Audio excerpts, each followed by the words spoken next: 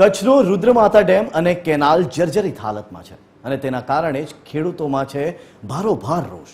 ખેડૂતો માટે આ ડેમ કેટલો મહત્વપૂર્ણ છે, ચાલો જોઈએ।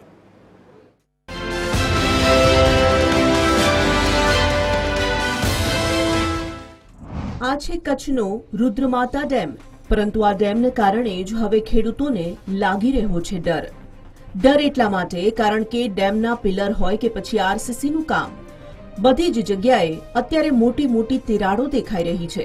એટલું જ નહીં, હવે તો ડેમના દરવાજા ખોલવા માટેનું હેડ રેગ્યુલેટર પણ ખરાબ થઈ ચૂક્યું છે। 60,000 હેક્ટરમાં પાણી પૂરું પાડતા ડેમ અને તેની આવી અવદશા જોઈ ખેડૂતોમાં ભારોભાર રોષ છે।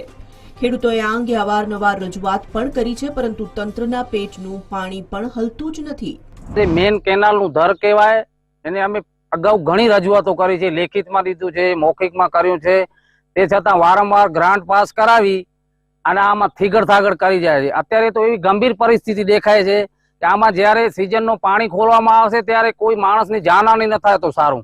તંત્રને અમે રજૂઆત કરી તો જ્યારે બી રજૂઆત કરીએ કે આ સિઝનમાં ઓફ સિઝનમાં થશે।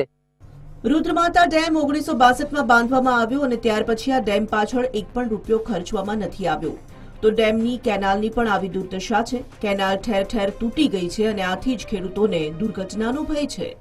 હાલત બહુ ખરાબ છે। અત્યારે અમે એમ કહીએ છીએ કે જે સિઝન ખુલશે, જે પાણી આપવાનું છે ખેડૂતને, પણ એને ખોલવા માટે કોઈ તૈયાર નહીં હોય, કારણ ધર એટલો ડેન્જરસ હાલતમાં પડ્યો છે અત્યારે, એને ખોલવા માટે કોઈ જઈ શકે એમ છે જ નહીં। તો અત્યારે અમે તંત્ર કોઈ પણ ધ્યાન દોર્યું છે પણ કોઈ આવતું નથી।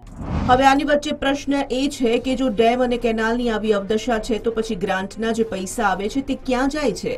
હાલ ચોમાસાનો સમય છે, આગામી દિવસોમાં ખેડૂતોને સિંચાઈ માટે પાણી કેવી રીતે અપાશે અને પાણી છોડાશે ત્યારે કેનાલ કે ડેમ તૂટ્યો તો જવાબદાર કોણ? અને આથી જ TV13 ગુજરાતીએ ઉઠાવ્યો આ મુદ્દો અને અહેવાલ રજૂ કર્યો। કદાચ અમારા અહેવાલ બાદ તંત્ર જાગી જાય તો ખેડૂતોનું ભલું થાય।